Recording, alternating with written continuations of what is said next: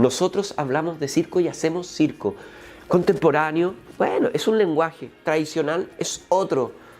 Pero no somos una gran familia que hacemos circo porque sentimos que el circo es un lenguaje que reúne, como la gran carpa, que nos reúne el círculo. ¿Por qué es un círculo? Porque el círculo reúne, porque el círculo es, ¿no es cierto?, psicos, ¿no? Es la esencia de los orígenes del ser humano.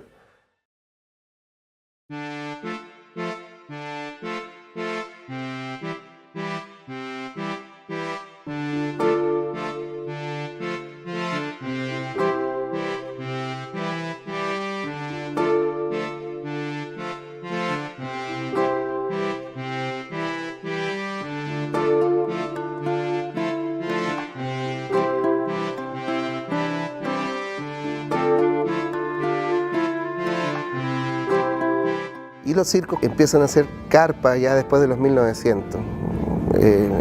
Más o menos llegan las primeras carpas en sí en 1847, cuando llega el primer elefante a Chile, al puerto de Valparaíso.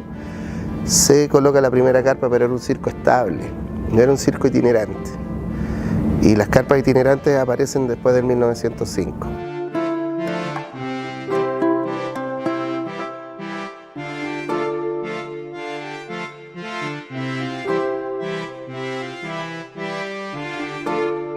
Mi abuelo no venía de un linaje de circense, sí mi abuela, pero también le daba la visión de poder hacer circo de otras maneras y ser pionero en muchas cosas. Por ejemplo, ser el primer circo en llegar a Punta Arenas, a la zona austral, no solamente a Punta Arenas, sino que hasta Ushuaia. El circo sudamericano llegó a todos los rincones más chiquititos del sur porque nadie se atrevía por la tempestad, el clima, el frío y qué sé yo.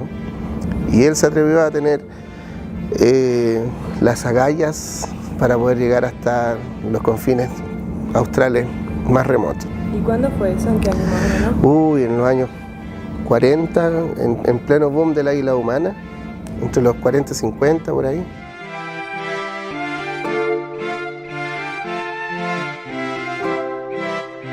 Por parte de mi abuela materna, mi abuela llegó con la familia Beltrán desde Francia en 1827 con el primer circo moderno que llega a Chile, que es el Gran Circo Bogardus.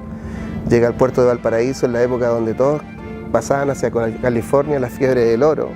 Ahí todo el mundo quería ser millonario.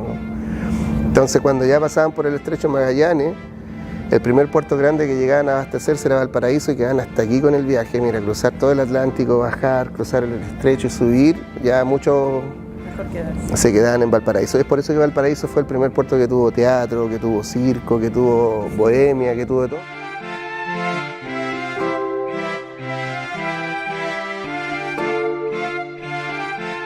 Mi abuela hacía acrobacias de ecuestre, arriba de los caballos hacía acrobacias. Se enamora de mi abuelo, que era folclorista, era el primer guitarra de los Parra. En ese entonces se llamaban los Guasos de Pichidegua. Entonces mi madre se cría con la Clarita Parra, que era la sobrina de la Violeta, que la Violeta a veces venía a tocar al circo. En ese entonces se llamaba Violeta de Mayo, no se llamaba Violeta de Parra, era su nombre artístico. Y de ahí que los Parras también se incluyen en el circo porque el folclore estaba ligado a lo que ya les dije, al circo, porque era su único escenario natural, no tenían otro escenario.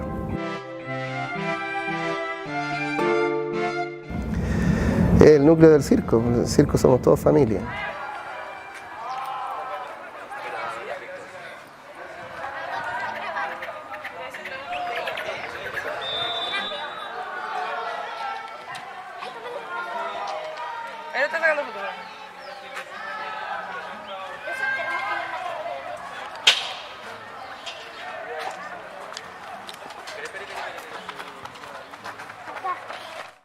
Eso es interesante, si uno no reconoce la memoria no va a avanzar en el futuro. Entonces también el circo tradicional trae esa historia de 200 años y tanto para hacernos recordar que somos parte de un linaje que va transmitiendo, que va fluyendo, que va siendo parte de contextos sociales y políticos y que ese presente es único y irrepetible, que ahí es donde estamos haciendo un aporte, pero que también es una semilla que va a crecer después.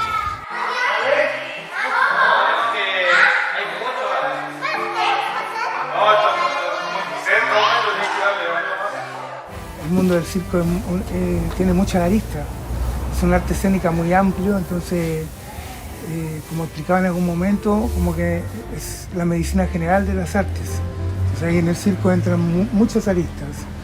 Tiene que ver con mucho trabajo colectivo, con mucho trabajo de entrenamiento, trabajo físico. También tiene que ver con traspaso de información, patrimonio. Tiene también mucho entrelace entre diferentes disciplinas. Entonces resulta ser como un arte escénico exquisito como para disfrutarlo, para conocerlo.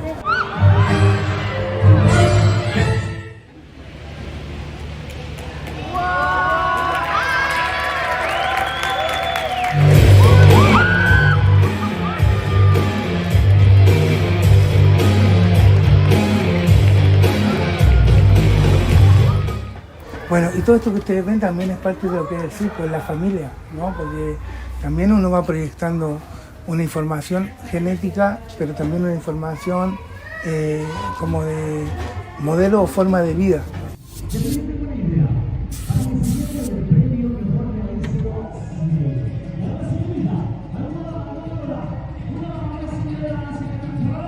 Las artes están acompañadas de muchos elementos que hacen que un sujeto tenga la resiliencia. Entendimos el lenguaje de la resiliencia, empezamos a entender la lógica de lo que estábamos haciendo, porque al principio, como se los dije, fue una cosa de piel, fue una cosa innata, y lo formamos, y el Cirque du Soleil nos dio todas las capacidades para que nos formáramos.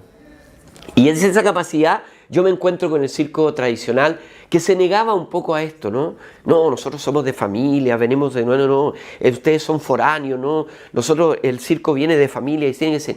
Y de a poco fueron entendiendo que el circo del mundo tenía otra labor, que era una labor que venía de lo social a lo cultural, y de lo cultural venía el arte, y del arte era el circo.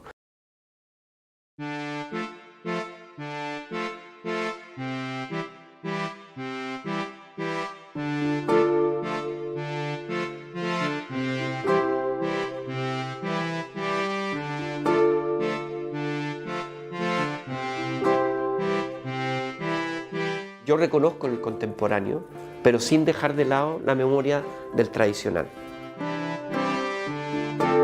Porque somos familia también, entonces tenemos que acercarnos, conocer, reconocer la memoria también para atrás.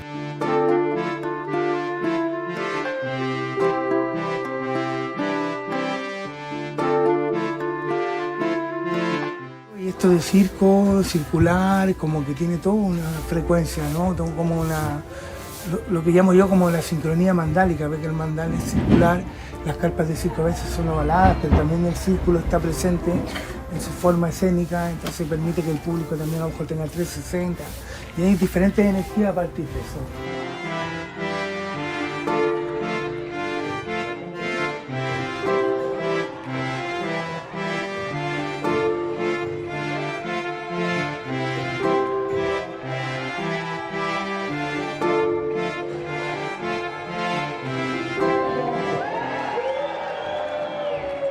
Con el circo descubrí una nueva misión.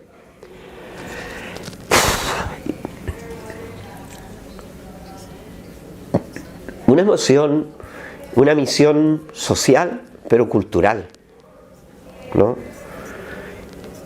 Y eso es el arte, ¿no? Y eso es lo que me emociona, porque cuando me metí al sueño, sentí que yo estaba entregando sueños a otros. Sentí que el circo es una carpa en que te lleva al imaginario. Entonces, cuando yo iba a la población a hacer circo con los niños, yo sentía que entregaba ese imaginario, que sentía que la pobreza cambiaba por el imaginario, sentía que la risa volvía, ¿no? Del dolor, de la lucha, de la violencia interfamiliar, volvía la risa. Entonces yo decía, tengo en mis manos un instrumento artístico tan valioso. ¿Por qué? Porque le pertenece al pueblo, le pertenece a la gente, y hay una forma de transformar al sujeto. El arte cumple ese objetivo, el arte tiene que modificar las conductas culturales.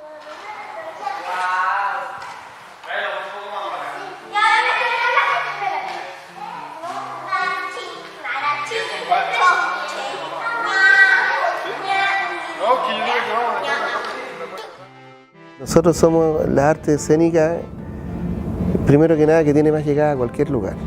O sea, todos los rincones de Chile tienen un circo.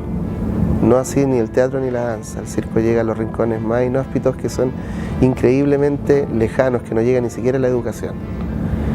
Y nosotros somos parte de esa educación de esos pueblos cuando llegamos.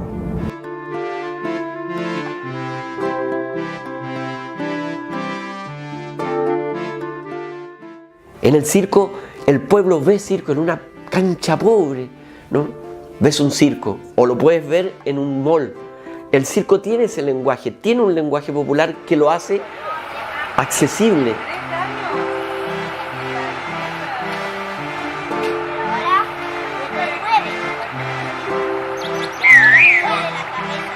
Esto que estamos haciendo aquí lo hicieron nuestros ancestros, para que nosotros pudiéramos estar en este proceso. O sea, la evolución en la fabricación de las carpas, todo eso es un proceso de conocimiento, los trucos mismos, las nuevas formas y las nuevas teorías que se van aplicando a trucos viejos, cuando se hacen remix de rutinas, no sé.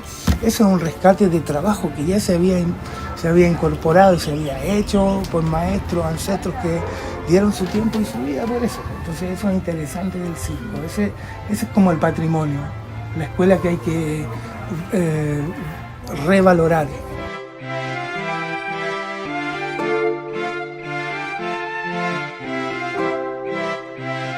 ¿Qué le está pasando a Chile?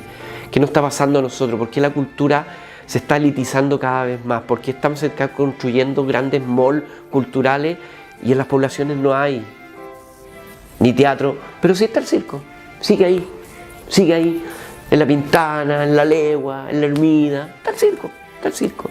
Dentro de las diferencias, yo creo que vivimos en un país muy cirquero. La carpa es un lugar en que va a estar en todos los sectores populares haciendo lo que tiene que hacer, pues que es el arte del pueblo. No hay otro lado. El ballet no, ballet vas, tiene un ticket reservado. La carpa de circo, levantas la carpa y te metes. O sea, aquí no nos tiene que preocupar en las políticas públicas generales, cuando defendamos el circo, cómo lo hacemos, sino que hay que defender qué nos une. Y lo que nos une es el circo. Independiente de cómo lo haga, bueno, primero nos une el circo, defendamos el circo y después defendamos cómo hacemos independientemente el circo que nos gusta.